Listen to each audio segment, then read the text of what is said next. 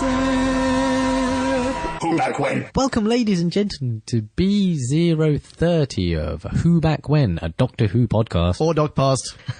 Today, we'll be reviewing all of Patrick Troughton. Pretty much, yeah. All of him.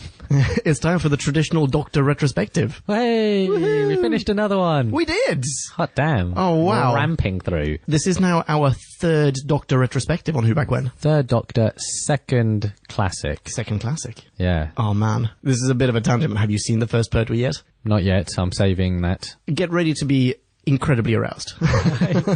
Straight out the gate. So yes, 2 and 9, 1, 2 and 9. 1, 2 and 9. Yes, you're right. 1, 2 and 9. That's exactly it. But yes, so this time we're having a look at Patrick Troughton. The man did 21 serials. He featured in 22, because obviously he turns up, there's the regeneration. But yeah, 21 episodes of his own. That's a lot of episodes. Yeah, from... Those are serials. Serials, sorry. So What? how many God damn it. episodes? It's like 130 something episodes. I don't know. I'm going to future punkin it. Bing bong, future punkin here. So I had a look online, and it turns out the Troughton era comprised 119 episodes. But, I mean, he was on holiday, a few of them, and I think he was ill once or twice. You know what? Let's say around about 115. Okay, bing bong. There you go. Well done, future punkin. So, his first episode was... The Power of the Daleks. Nice one. And his last episode was... The War Game. Oh my goodness. Yeah. Which we reviewed very, very recently. Those are quite decent bookends Yeah. for your run. Those are like, those are strong episodes to start and stop with. I agree. And I mean, Power of the Daleks it's now almost more legendary than it was then, because it used to be it was a lost serial, and it has been animated since then, was released in cinemas quite recently. Yes. So people have been reintroduced very recently to the very, very start of Patrick Troughton. And it seemed to have gone smashingly. Yeah, I've according not to seen the Twitter. animated version yet. No, nor I, but Twitter blew up. Yeah, it really did. And we heard a lot of good feedback from some of our listeners. Yeah. We have a few things that we thought we'd talk about in this Doctor retrospective, very much like we did in the William Hartnell one and as we did in the Eccleston one. So what we're going to do, just to give you a quick heads up, here's what we're going to be talking about. We're going to rank the episodes more or less. We're going to talk a little bit about the Second Doctor companions. We're going to select some of the best and worst foes. We're going to talk about costumes. We're going to talk about sci-fi gizmos. And obviously we have to talk about William Hartnell, the preceding Doctor, and how this one compares to him. The ultimate smackdown. Exactly. One TARDIS. Yeah, 2 Doctors enter, 1 Doctor leaves. So, shall we start off with the episodes? Let's. And I'll preface this with saying that I haven't ranked them. Having not appeared on all of the Who Back Whens for Troughton and have missed a few of them, I felt like a proper ranking was unachievable for me. Sure. So let's talk through yours and I'll tell you where you're wrong. Well, I'm gonna say I think in that case, because obviously I thought about this when I went through and ranked them on my own. I found that the episodes that you reviewed with me, they're very well represented in the top half of my list, as in my like favorite episodes. What does that say? I think it says that I prefer serials, not episodes, serials that are not lost. Yeah. Possibly. But yeah, okay. In what way shall we do this? Shall I start from the worst? Bottom up. Bottom up. Okay. There are 21 of these. I'm just going to rattle off, starting from the bottom. Number 21, The Mind Robber. Screw that serial. The Macra Terror, the Dominators, the Crotons, the Ice Warriors, the Highlanders, the Evil of the Daleks, the Abominable Snowmen, the Seeds of Death, the Space Pirates, Fury from the Deep, and then we get to the top 10. Number 10, The Power of the Daleks. Number 9, The Wheel in Space. Number 8, The War Games. Number 7, Tomb of the Cybermen. Then The Faceless Ones. And number 5, The Underwater Menace. Number 4, The Web of Fear. Number 3, why do I have this voice? The Moon Base. Number 2, The Enemy of the World. And number 1, have you figured out which one it is? Let's see it together. The Invasion! Yeah. I am not upset with that list. Bingo. Now, iPhone drop. There were a couple of things that I did sort of pick out. So, you had... Where did you have the Tomb of the Cybermen? Tomb of the Cybermen is number 7 for me. I should say, by the way, so yeah, I mentioned this to you before you pressed record. Yeah. I just made a list of all the episodes, ranked them, and then afterwards went to whobackwhen.com and checked out what did I actually give them at the time? Like, what was the rating I gave them at the time? And they more or less tally. There are a few, though, that really stick out like a sore thumb. Where did you have the Ice Warriors as well? Oh, wow. Above or below Seeds of Death? Below. Seeds of Death is number 13. Ice Warriors number 17 for me. Interesting. Yeah. Okay. I think I would have had those the other way round. Oh, interesting. Why? Yeah. I think the introduction of the Ice Warriors were better than the continuation of the Ice Warriors. I think the novelty of them existing was kind of fun. Yeah. And then... But did you not like I mean, we get the reintroduction of foam as well. Foam's good. I mean, it made no sense whatsoever, but wasn't it fun? Because something that I definitely thought about whilst making this list was, which one would I rather rewatch right now? Like, of these episodes, or these series... God damn it. Yeah, that's right. The Ice Warriors wasn't fun at all. It wasn't. It's just like a snowy mountain and dudes battling glaciers. Yeah, and back and forth. And Yeah, exactly. Yeah, fair enough. Moonbase has a really fond place in my heart. I know. For no apparent fucking reason. It's my number 3. I think it's because I recently went back and listened to our review. It's quite fun. Nice. It was fun, and I think that it was a marker. The Moonbase we've referred back to a lot. Yeah, that's true. This is a Moonbase-like episode. Yeah, definitely. It's like that base under siege type thing. Yeah. But also, I feel like it was... Oh, this is going to sound so much like we're just jerking off ourselves on the podcast, but I feel like that was one of the crucial reviews that we did. Like, one of the reviews where it's like, oh yeah, we nailed it. It was funny. Well, it was just a funny one, like the sugar hole in space and shit. Like, that was a funny... Whereas there are some here that are they were stupid and not that funny at the same time. Where is like Mind Robber on your list? Oh yeah, that's your bottom one. No, I don't know about bottom. Like I said, I haven't got a very specific ranking, but the Mind Robber was low. Having said that, what's his name was fun? The Time Lord, but not the Time Lord. What was he? Wait, the guy from Mind Robber? He was the writer or the master of the Was it Daniel Lambs? Defoe or Robinson Crusoe? Gulliver. Gulliver shows up, yeah. Yeah, Gulliver. And who may or may not have been a Time Lord now, I get the reference, yeah. But aside from that... Aside from that was a pants episode. By the way, I can't remember what you gave that episode. Serial! Seriously, how long have we been doing this? I can't remember what you gave that serial at the time. Yeah. But I gave it a 2.0. And it actually fits in, rating-wise, it fits in at the bottom of my Troughton's list. I will have given it lower because I think almost uniformly do I give things lower than you. You have a kinder heart. You're just saying that. G045. No. You gave that... Oh! You gave that 3.5. Why did you give that 3.5? I don't know. I'm going to have to listen back. It's interesting. That is, isn't it? Was it Rapunzel? May have been. Also, Zoe was wearing something particularly fetching. Yeah, Zoe was wearing her... This might crop up later. The sparkly leotard. Oh, might it? Okay, interesting. So what was your top? Give me your list. My list. And let's see how it tallies. So the list is generous. As in, like, okay, but the worst ones, I think, in my head are both the Ice Warriors and Seeds of Death. Wait, those are the worst ones? Well... As in, they are worse than Mind Robber? They certainly stick out in my head as bad. Oh, wait, okay, hang on. Sorry. So, are we saying Mind Robber is the worst one, and then we have Seeds of Death and... What was the other one? No, Seeds of Death is worse than Ice Warriors. Seeds of Death, then Ice Warriors. Yeah, Oh my goodness, really? Holy shit. Okay, wait, what else were you on? Were you Macroterra? I wasn't on Macroterra, but I watched Macroterra. Yeah, Macroterra is my second worst one. Yeah, that wasn't good. Ones I like, Moonbase and Tomb of the Cybermen. Okay. Very good for various reasons. Although I think I gave the Tomb of the Cybermen not great in terms of I gave it a 3.5 at the time. And then I want to say the War Game. Wait, as your best one? Or as... Maybe not the best one. Because you still have Enemy of the World and Invasion. Oh shit, Enemy of the World? Yeah. Oh yeah. And I don't know. Come on, That's man. top 5. Let's just make those bailing out. Okay. Invasion was really fucking good, wasn't it? It was. But then, really as was was Enemy of the World. That's okay. They're good for different reasons, but Enemy of the World was the best Troughton performance. I'm going to find out what you gave Enemy of the World. I was very happy with it. You gave Enemy of the World a 4.5. Strong. Yeah. Yeah. Yeah, that absolutely. That tallies. I'm on board with that. That's my number 2 on my list. By the way, you also have the Web of Fear. What did you think of the Web of Fear? No. Oh, wow, I'm looking at your rating now. Wait, no, don't look. What do you think of the Web of Fear? The Web of Fear. This is what I went through last night. Oh, no, this is great. In my head, actually, looking back, it was sillier than I like. So the underground stuff was cool. Yeah. I remember that being cool. Brigadier unit, also cool. Bingo bongo.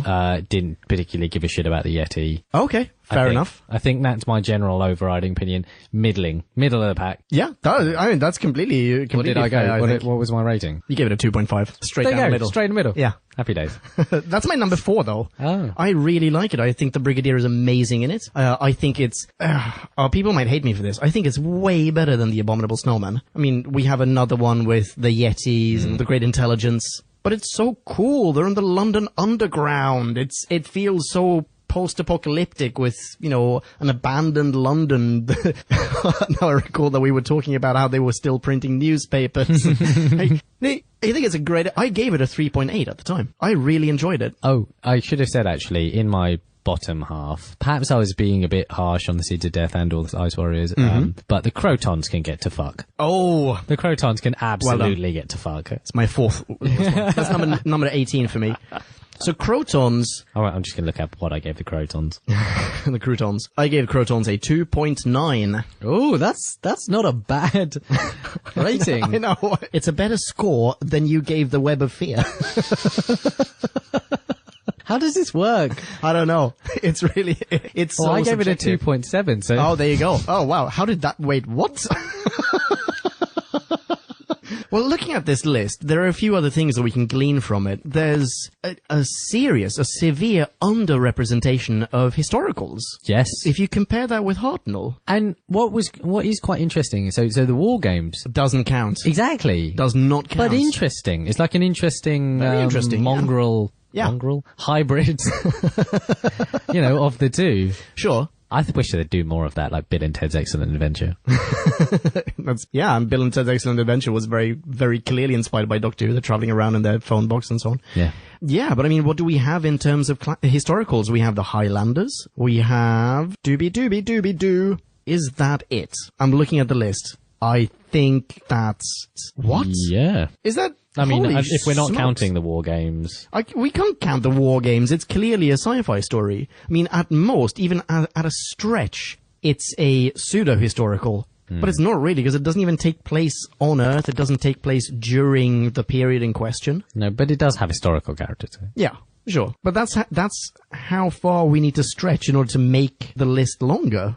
We've got the Highlanders, and that's it. That is literally it. Bingo. That's interesting. I'm sure we will return to this at some point. I think, yeah.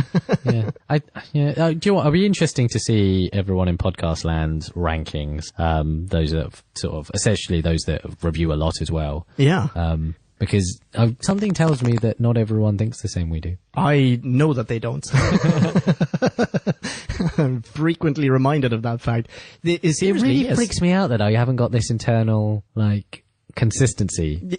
Nor I. I recall JD and I doing pretty much the same thing, or having the same realization when we did the Hartnell retrospective. That clearly we were biased by our conversation at the time, and just by whatever, how we felt at that time. And vice versa. The fact that now when we look back, we had certain feelings and they've been coloured by other things, other episodes, other events. Absolutely. And the same is going to happen when we finally come around to doing the Tennant retrospective, by the way. I can tell you I will absolutely cast a shadow on Satan Pit, for example. I had a shit time doing that recording. That's probably going to drop a little bit in my mind, You had a great time with that. I was way too drunk. Okay. Shall we move on to companions? Let's. So we have 5 companions, more or less, I guess you could say. 2 of them, let's do them in chronological order. We have Ben and Polly. Don't count. Well, they were only companions for a couple of episodes. 4 episodes. Serials, god damn it. Then Jamie came along in the Highlanders. Then he was joined by Victoria in Evil of the Daleks, I think. And then Zoe came around. finally was not a fan of Victoria. But even so, I mean, okay, so Ben and Polly, you don't think they count. Did Well, you see no, any, they do count, I Did you guess. see any Troughton serials with Ben and Polly? Or were they all lost? Maybe they're No, all... because they've got... So the Power of the Daleks and the Faceless Ones is the one that they finished up with, right? Yeah. So Did in you see the between they Faceless had- Ones? No, but the Moon Base. It's awesome. Oh, yeah, you're right. The Moon Base. There you Yeah, go. you're right. That's You're Ben right. and Polly. So yeah, they were good. They were good, but they don't belong to this Doctor in my head. I agree. They're very much Hartnell companions. Yeah. 2 Doctors. Sorry? Oh, sorry. Yeah, because I'm on a Wikipedia page that helpfully looks at the last serial that everyone was in. Okay. It's got Jamie as the 2 Doctors. Oh, yeah, because he shows up there. Yeah, I yeah. know. I mean, Troughton shows up in the 2 Doctors as well. I mean, that's a super good point, actually, because, yes, we are doing our Troughton retrospective, but we have not seen the last of him. Troughton will return in the 3 Doctors, and then in the 2 Doctors. And the 2 Doctors, if I'm not mistaken, is a Colin Baker It is. serial. So it's a long way from here. Like, I mean, we're gonna have to stick around for a while until we see him the last time, Do a second retrospective. I guess. So, okay, so we're thinking then, so Jamie, Vicky, Zoe, and... Well, we got Ben and Polly. Yeah, no, I'm saying... Are you ranking them now? No, I'm saying of the Troughton companions, quote unquote. Yeah, I've still got Ben and Polly on my list. Oh, okay. Well, because I really like... I mean, there are some serials Yeah, that I sure, really you're like right. them in. All right.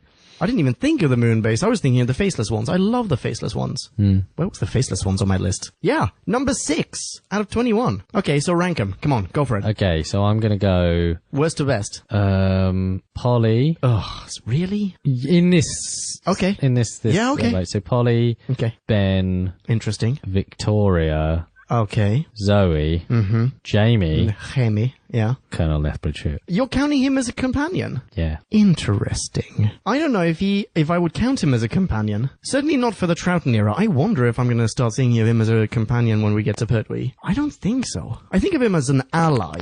Like, he and Unit, they're allies of the Doctor. But does he travel around in the TARDIS? No, but he's multiple serials worth of... He's a recurring enough ally. And Troughton, he only appears in 2 of them. Still... Okay.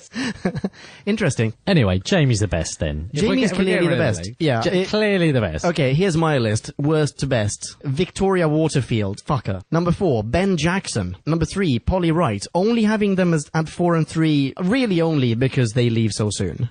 Otherwise, I think they're better than Zoe, who comes in at a strong number 2, but not quite as strong as Jamie, number 1. I McCrimmon. liked Zoe better than Ben and Polly. Why? Explain. I think because of the... Cleverness? Yeah, that was something we hadn't seen before, and I wonder if we can see it again, actually. We will. Will we? Yes, we will. Because that was quite nice.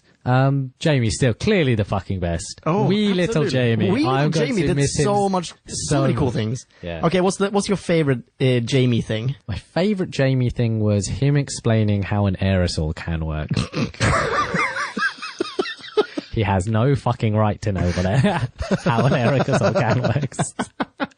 Okay, I think my favorite Jamie moment is in The Underwater Menace, which is a story set in Atlantis, in which he is made to work in the mines as a slave, and he stages a prison break, because he is a total badass.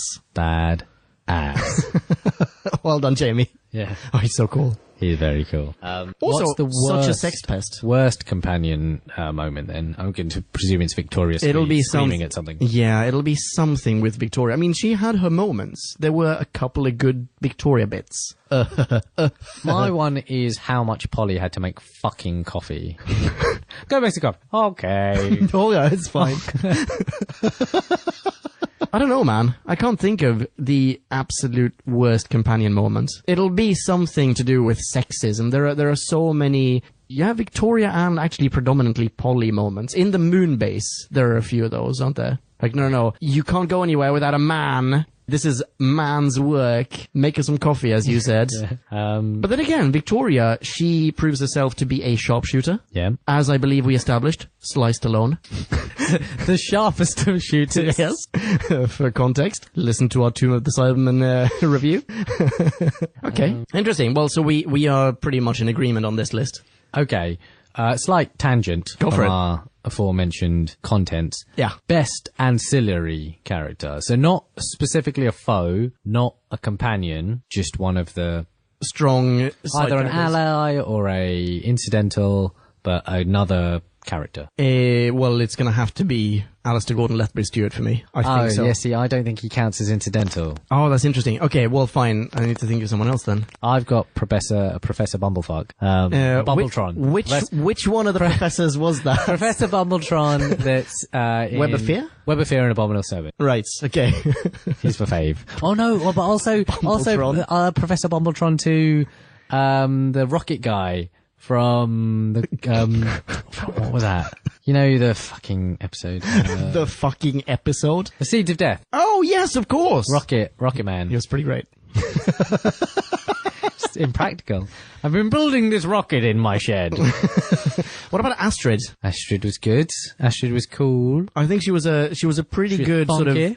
Yeah, she was a very cool super alpha... Swinging 60s. Yeah, exactly. Exactly. Sort of ally of the week. I mean, do I save him for a foe or do I cast him as incidental? Oh, I can think of one more. I'm going to cast him as incidental and not a full foe. Okay, which one? Tober was the worst incidental character. Toberman, yeah, well, he was not great. I don't know if he was the worst one. He is the worst one. I just thought of the worst one. Go. Okay, so this is Proto-Toberman.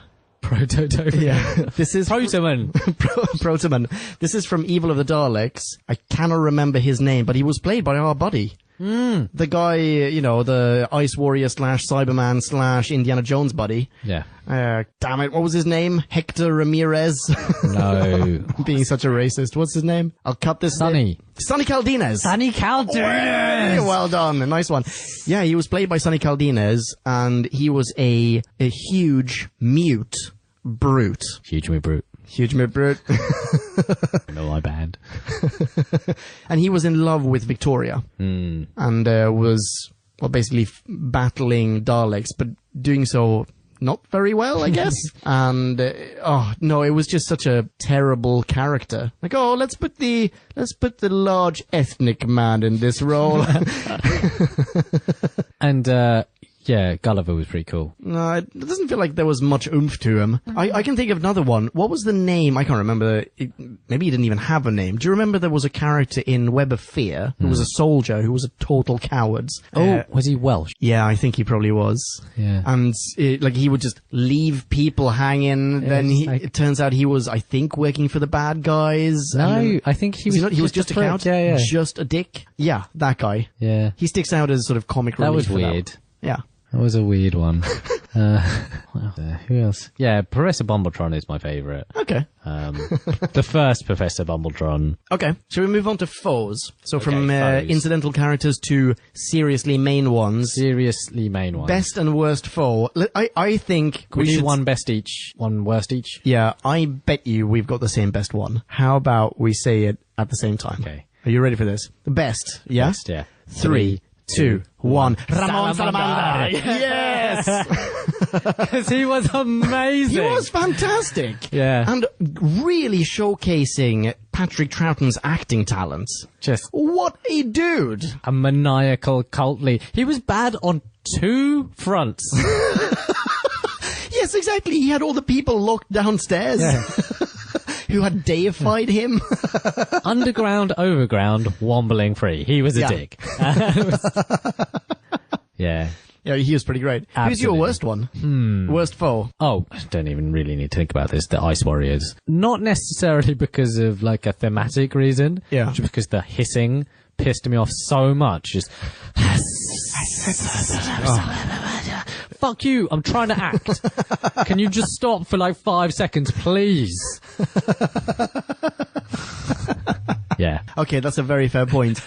And I'm now thinking that what I've written down as the worst foe may not even count as a foe. I have also got an honourable mention, which also may not count as a foe. I wonder if they both really are henchmen rather than foes. You're fucking this up, aren't you? I've got the wind-up tin soldiers from the Mind Robber. Mind Robber? Yeah. Are they more henchmen? Because they are terrible. No, not a foe. They're henchmen, aren't they? They're henchmen. Yeah. And the honourable mention that I was going to give was to the Quarks, who are definitely henchmen of the Dominators. Yeah, not a foe. Yeah. If you need help, I have more. All right, let's hear some more. The Crotons. What? They're gorgeous-looking alien mockapots who can go into their own sort of self-imposed stasis. They devolve into some sort of cellular gloopy sludge. Awesome shit, man. No, right. High no, concept fuck off. stuff. Because you've just boiled down the 5 seconds worth of okayness from the Crotons. Exactly. Not the ridiculous way that they've tried to, go about their machinations. It's fucking stupid. They exactly how mockapots would try to accomplish domination of a civilization, i.e. terribly. I'm a huge coffee fan. And it was not a great cereal. The Crotons comes in at a very strong number 18 for me out of 21. But as far as a sci-fi foe, yeah, I'm not that opposed to them. Fair enough. Yeah. Well, come up with your own worst one. Suspiciously absent from either list are the Cybermen and the Daleks. I feel like that's not what this is. Like, I would. He's more of a Cyberman doctor, by the way. Yes. Than a Dalek doctor. Yeah. In Hartnell, we had a lot of Daleks. Yeah. This one, we have quite a few Cybermen.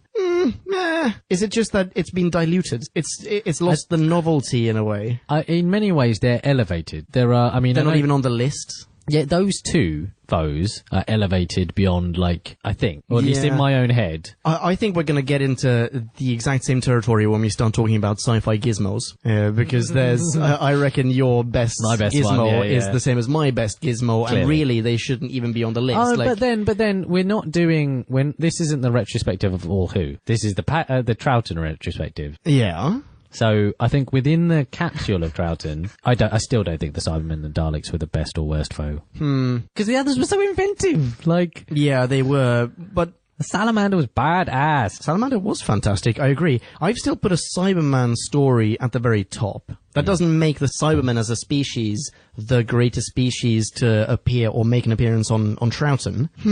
What about, Yetis notwithstanding, what about the Great Intelligence? Because conceptually, it's pretty great. Conceptually awesome. Yeah. But I don't think got enough of its, like, background and or screen time. Like, Yetis took up a lot of that stuff, and I was less fussed. Holy smokes.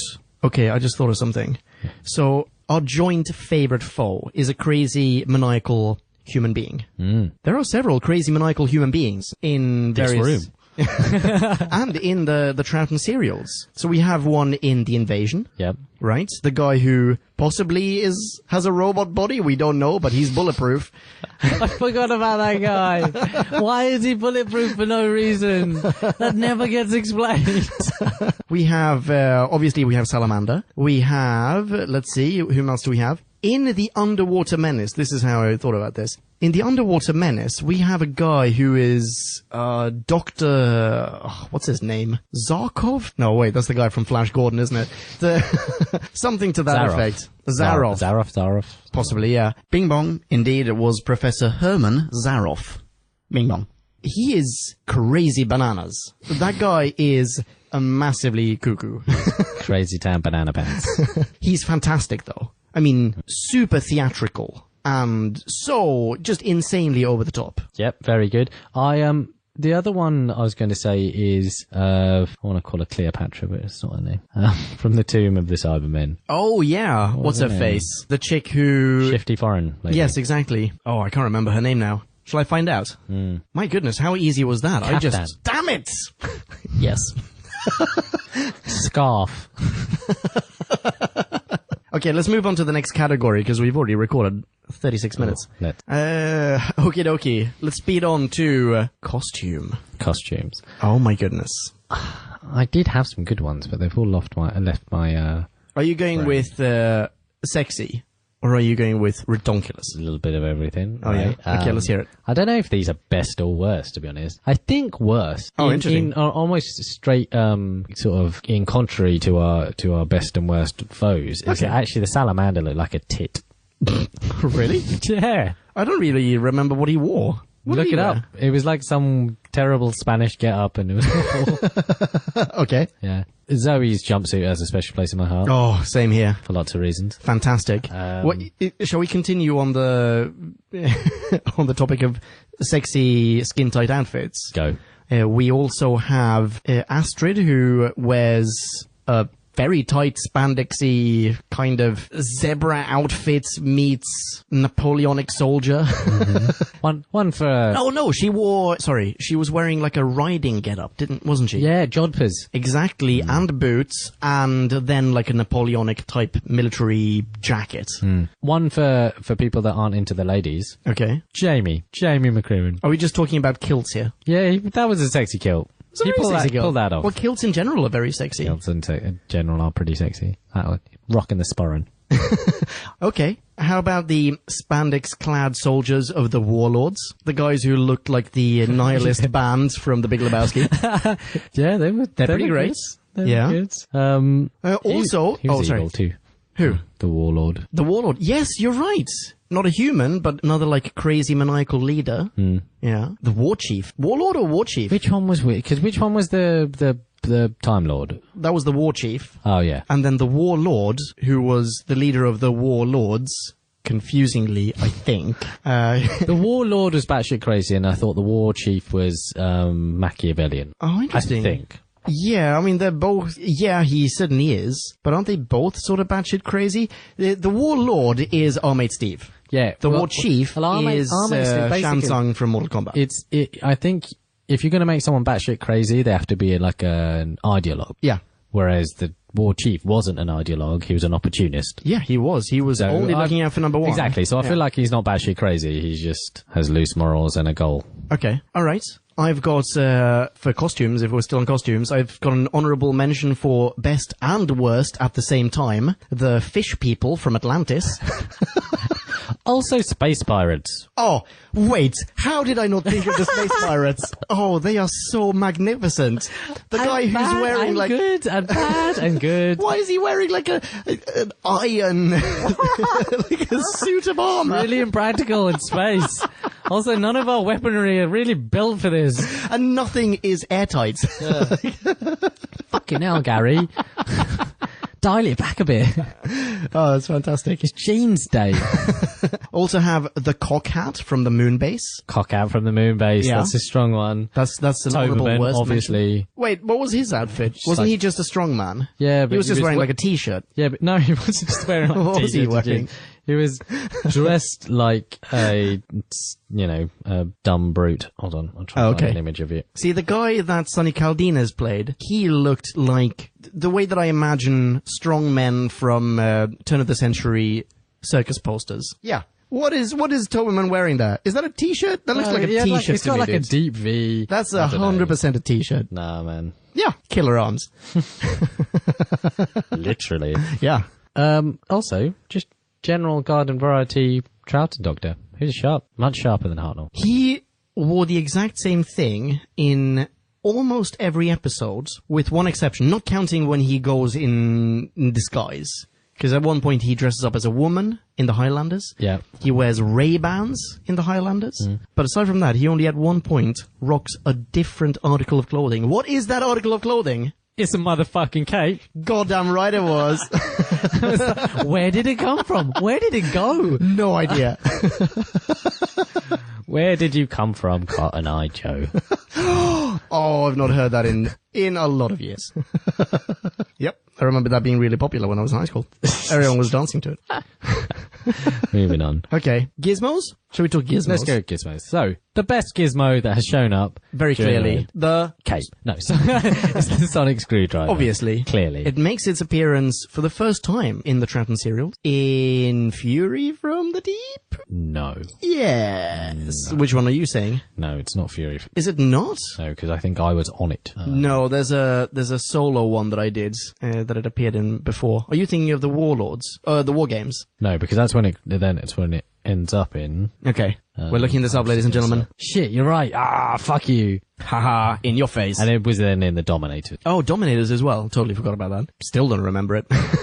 Okay, so it only appeared thrice then. Yeah. And it's used as a screwdriver. It's a really cool device. I wonder when it's going to be, like, the go-to gadget. But, yeah, fantastic. Obviously, it's the number one thing. Obviously. Yeah, obviously. Worst one. Okay, hang on. I've not given this much thought. I've got two. worst, the Mind Rob is a fiction realizing contraption. And then I've given an honorable mention to the solar toaster that appears in the Space Pirates. Also good. I've got one though. Okay. It's the thermostat from the moon in Seeds of Death. Yes, the huge ship's wheel. Huge shift wheel. Just at an awkward height or on the wall. You're so right, that's such a good one. There's also the weather controlling machine in the same serial, which is like, lots of rain, dry. Or whatever it was. No. That's the moon base, the weather controlling device. In the same one, in Seeds right. of Death, when they've travelled through the foam, that somehow can be stopped with water, and they go to the weather controlling station, you're right. and there's an ice warrior there who has turned off the rain machine. However, T-Mat was cool. T-Mats. T-Mat was cool. Fantastic stuff. Super boring way to imagine the coolest thing going. Yeah, T-Mat was sweet. Yeah. What else? Okay. Moon, the like way for regulating thing in Moonbase, that was kind of shit. Yeah, yeah, you're right. I mean, that's the second weather controlling thing the third weather controlling thing we've had in the Troughton serials. So we had the moon base, which is there to control the weather.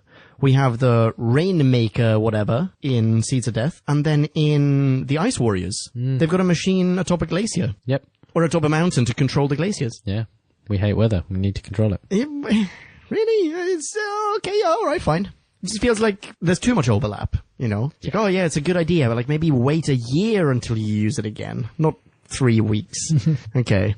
I've got another gizmo. It's an alien gizmo this time, the Yeti balls. The Yeti ball. Fine, if you... How about the Yetis? Yeah, the robot Yeti. Yeah, sure. But they're a henchman to me. Okay. Yeah, exactly. Yeah, I just henchmaned you back. What were they called? They were like the control orbs of the great intelligence. Yeah. And they were pretty cool in Web of Fear as well, but predominantly in The Abominable Snowman, we get to hear about how they really work, like how they transmit signals, how someone goes there to pick one up, how you can hack a ball and then give it to a Yeti, and that Yeti is then yours. Actually, they did that in Web of Fear as well. And no, it's really, really cool. I think as a science fiction concept, it's a very cool idea. Yeah. Right, shall we jump into the biggie? Compare him to William Hartnell. To Billy. All right, take us away. Okay, mine's relatively short. Okay. Now, having watched some of those William Hartnells with you, there was that sense of history and pioneer, and there was all that sort of lovely stuff. So when I watched those, yeah, it was full of this almost fabricated nostalgia. It was not nostalgia because I'd never seen those things before, but it was the sense of a world that birthed Doctor Who. And wonder and joy of all those people seeing something of this ilk for the first time, and what a world that must have been. But this is a much more mature sense of writing and commission, and directorship, and the acting wise, Patrick Troughton was dynamic and full of all the things. William Hartnell's Doctor was a professor wandering around. Yeah, he's like a bumbly Mr. Magoo. Whereas in comparison, Patrick Troughton is John McClane. Not really, but you know what I'm saying. Yeah, and then just wait until we get to Pertwee. Well, quite. Where he gets even more dynamic and very alpha. Very, he's a go-guesser. So, I mean, in a roundabout way, I'm kind of saying it's apples and oranges, but I think I much prefer oranges. Same here, by the way. So Troughton. Yeah. You're preferring Troughton to Hartnell. I'm also preferring Troughton to Hartnell. I feel like it's only getting better, and it's not necessarily because Troughton is a better actor, it's because he's written in a better way. The show has matured, and paradoxically, it's done so by making the lead character younger. I think that's a huge part of it. He's more fun. He's less grandfatherly, more, I guess, fatherly. And then as it goes on, he gets maybe more like a big brother or something. Yeah, he's not even that fatherly. I mean, what's good about this Doctor is that... I don't know, he's a little bit with Zoe, for example. Yeah, maybe certainly not with Jamie, though. No. I mean, he gets he's like scared. The cool uncle. He gets scared at various points, which... Yeah, so did Hartnell. Did he? Yeah. There were some times where Hartnell Hartnell, I think, actually expressed a greater range of emotions as the Doctor. That's not my recollection. Okay, do you remember Troughton ever being sad? No. I don't think so. He never cries. He's never sad, whereas Hartnell very often was really sad. We only really get to see Troughton's Doctor, the second Doctor, sad at the very end when he loses his companions and he knows that he's going to lose himself. That's true, but Troughton, I think, did more hand-wringing. He was more worried and anxious and, when this isn't very good at all sort of thing, Yeah, I that's feel like true. Hartnell's Doctor was much more assured based on what I saw. I think I agree with you, but I wonder if that's also because the danger is more real now. Like there are situations in which the Doctor is in actual peril, and the world is in actual peril, whereas before, even though we were told that the world was in peril, all it required was something quite silly for the Doctor to do in order to save the day. And also, the other thing is that I need to remember whether this is the world's in peril or the historicals didn't have that world-ending, universe-ending significance. No, but, I mean, with Hartnell, we have the Daleks' master plan to destroy the world, galaxy, or universe. As a proportion of the serials, occasionally, so the gunfighters or whatever, that wasn't world-ending, was it, as an idea? No, Gunfighters was just a historical. Just a thing, exactly. Whereas, as we've just figured out, Troughton has nothing but...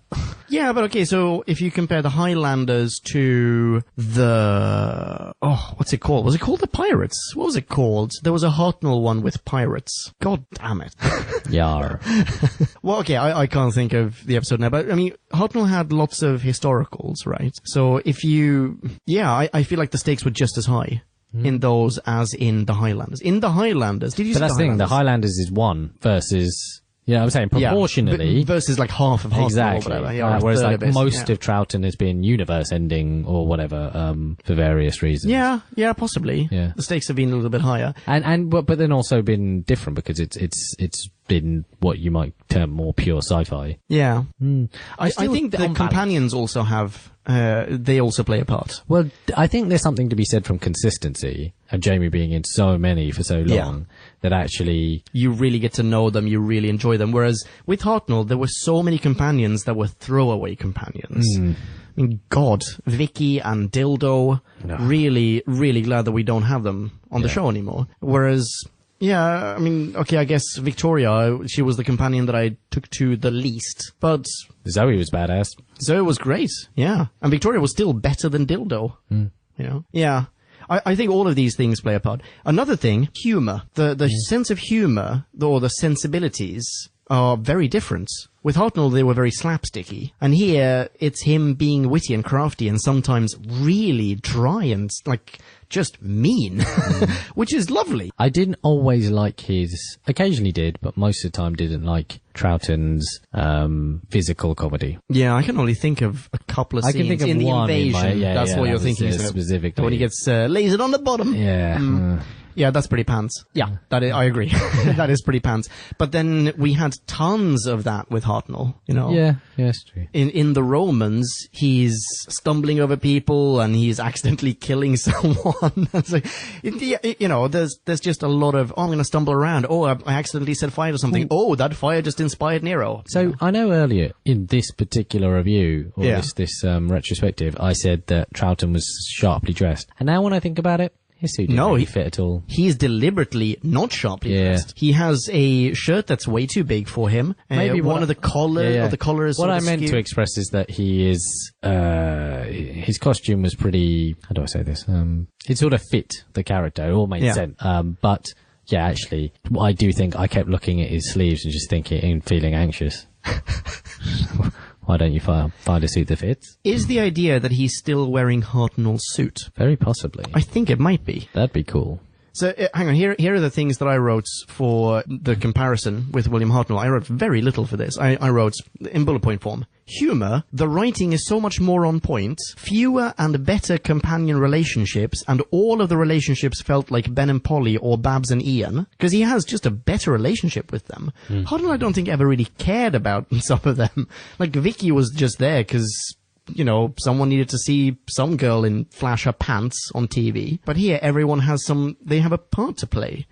And then my final note was Mind Robber versus Celestial Toymaker. Worst v best. Yeah. And the Mind Robber is so much better than the Celestial Toymaker. And they are actually, comparatively speaking, very similar. They have the same structure. Yeah. It's the same, like, there's a challenge, and then when we've beaten the challenge at the end of the episode, rinse and repeat. Next episode is going to be another challenge just like this one. And, yeah, it's still so much better. I think I gave the Celestial Toymaker, like, 0.1. So we're going up in the world. Definitely. Yeah. Okie dokie. I've got a surprise for you. Ooh. This may not be a surprise to you. Oh. It's fucking roller coaster over here. Ladies and gentlemen of podcast land who have listened to the William Hartnell retrospective and the Christopher Eccleston retrospective may know what comes next, as may you, because I have a quiz for you. So. Oh, Lord. I'm going to fail this spectacularly. Don't worry. It's hard to remember them immediately after I've watched them and then have to come here and do a review. I completely forgot about writing quiz questions until right before you arrived. Play along at home, guys. And therefore, I have only written 6 questions. If you honestly, and I really mean this honestly, I need you all to be honest about this. If you beat me, I will send you a Mars bar. But you have to be honest. Put it on the website and I will send you a Mars bar. Maybe don't put it on the website because then your address is on the website. Don't put your address on the website, put your score DM and then DM us. at Whoback Yeah. And I will personally mail out some Mars bars. Fantastic. Great. You just got yourself a job. All right. Question number 1. In The Invasion, what did Tobias Vaughan keep in his office closet? That's what I fucking meant earlier. Oh. What's it called? Is it got a name? It's like a communications. I can give you a hint. What? It's a cyber something. Cyberpot.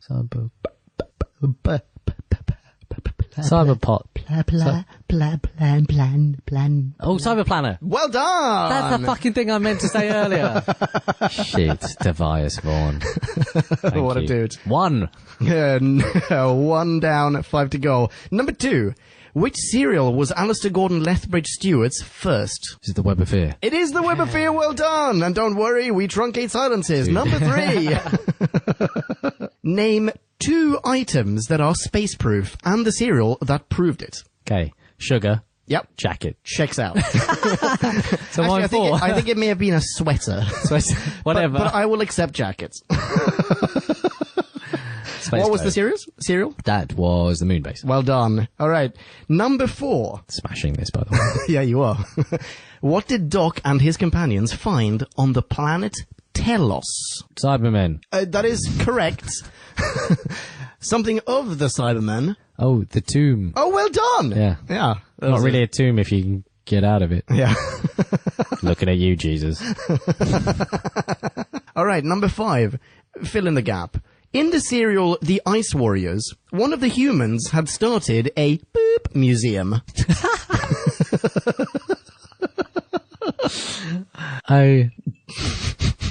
Fuck, I don't know. The Ice Warriors. Because it starts off, one's an archaeologist and takes one, like It is the block, Ice Warriors, yeah, sorry. Takes a big block and in it has one of the Ice Warriors. Yeah. Is he taking it to that museum? No. One of the, if you'll recall, there were Snowbows. Yeah. One of the Snowbows is friends with I think he was a scientist of some sort. Right. And said scientist, at one point, receives the Snowbow and I think possibly one of the companions in his museum. Base. No, but that's Ice? Space Museum is a great guess because there is a serial called the Space Museum, a William Hartnell one, and it is a really good one. No, it was a fruit museum. Fuck, I forgot about that. I wanted to say banana. Banana was in my head. Museum. It was really in my head. Anyway. Okay, final question. Mm-hmm. In Enemy of the World, we were shown a dark and dismal future. What year was it? 2005. No. 2008? No. 2014. 2016, because let's be honest. It was 2017. Ah! That's so close. The year of this review. So 2 wrong. 2 wrong. 2 wrong. Yeah. No. 4 right. Yeah. Well done. So if you beat 4... And I'll be very impressed if one of you got fucking fruit music. I'll send you the opposite of fruit. A Mars bar. Is there anything else that you want to add to this Troughton retrospective? Or Other than it was awesome. Yeah. That was a particularly good run. It really was. Yeah. Hang on. What was the? How many episodes did Hartnell have? Cereals. Damn it. He had 29. Hartnell was in 29 serials, and then Troughton had 21, and somehow, I don't know. I mean, it feels like he got through roughly the same amount of stuff. In terms of years, Patrick Troughton was 7th. 2 years and 5 months. 7th? Yeah. And what? Tom Baker is number 1, I take it? Tom Baker is number 1. Okay. In terms of... Where was Hartnell? Hartnell was 6th, 2 years, 11 months. Okay. Of actual duration of TV, so number of episodes. Okay, here we go. William Hartnell was 2nd. Really? Yeah, behind Tom Baker with 135 episodes. Okay. And Troughton was 4th with 119. Oh, so actually it is really roughly the same amount. Give or take 16 episodes, yeah. Yeah, 16 episodes isn't much. 16 episodes is like 2 to 3 serials. Oh, very cool. Okay. Next time we do one of these, it's gonna be, I reckon, Tennant. Do you reckon we're close? I reckon we're going to finish Tennant before we finish Pertwee. We haven't even started Pertwee yet. No. But oh my goodness. I mean, some of the things that we've talked about today, just you wait. I've only seen Spearhead from Space recently, and oh my goodness. We're going to fly through Pertwee. Yeah? Yeah, we will. Looking forward to it. It's going to be good fun. Are you going to miss the black and whites? Yes. Yes, I am. I had a romance to them. Yeah. But I'm not going to miss the stills. Nor I. Thank you very much. Fuck the stills. Damn you, BBC. Cool. If you do want to add any thoughts, if you agree or disagree with anything that we've said today, if you want to add your own rankings, please do so. Go to whobackwhen.com, click on this episode. You'll find it very easily. You know how the internet works. And then just pop it in the comment section at the bottom. And we are looking forward to hearing from you. Next time, we will be dropping a new Who review. It will be of The Doctor's Daughter. Thereafter, we have a classic Who review, and it will be of Spearhead from Space. And I'm not even going to mention the audiobook, but at some point it might drop. People can follow you on Twitter. You are at Niculele. Niculele, yeah, come see me. And I am at Ponkin. You know how to spell that. High five us online. We will high five you right back. Thank you so much for listening. Be rad and excellent to one and all. Ladies and gentlemen of Podcast Land, rock on and ciao. Bye. Kablamo! Did you enjoy the show? Then please do what the cosmos compels you to and spread the gospel of Who Back When. Tell your friends. Don't have any friends? No problemo. Tell some strangers. Like us on Facebook. That's facebook.com/Who Back When. All in one word. Are you on Google Plus? Then find us on Google Plus. That's plus Who Back When. And when you do, tell us why you're on Google Plus. Who Back When just got its very own Twitter account, no lie, so give us a follow. You guessed it, that's at Who Back When, all in one word. Check us out on SoundCloud, vote us up on Reddit, listen to us on Stitcher, and head on over to our website, whobackwhen.com, where you can leave a comment, submit a review of your own, and peruse of visual index of aliens, monsters, and more, which increases in kablamos with every episode. And lastly, give us a rating and review on iTunes. Not only would it make us super chuffed, and it really, really would, but as thanks, we will transmigrate your iTunes nom de plume into the credit list of trailers for fake Doctor Who audiobooks produced by Who Back When. Have a poke around our bonus episodes to make more sense of that. That's it. Rock on and be rad and excellent to each other. Catch your earballs in our next classic Who review, new Who review, or, still funny, audio Who review. Ciao. Who Back When?